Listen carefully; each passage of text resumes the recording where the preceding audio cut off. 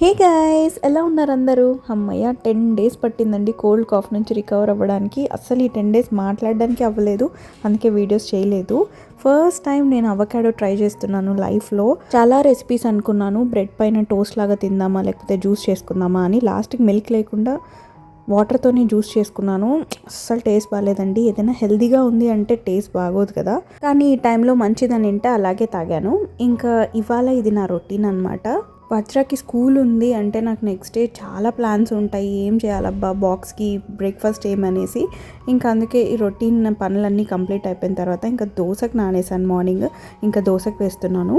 2 days ఏం భయం ఉండదు, బ్రేక్ఫాస్ట్ దోశనే ఉంటుంది. 7th month complete అవ్వబోతోంది. మమ్మీ ఏమో ఇంకా వస్తాను, నేను హెల్ప్ చేస్తాను, ఒక్కదానివే ఎన్రోల్ చేసుకుంటావని. కానీ నేను ఇంటి పనులన్నీ చేసుకుంటా యాక్టివ్గా ఉంటానని నేనే చేసుకుంటున్నాను అనమాట. చూడాలి ఎన్ని రోజులు చేసుకోగలను. మళ్ళీ రేపటి బ్లాగ్లో కలుద్దాం.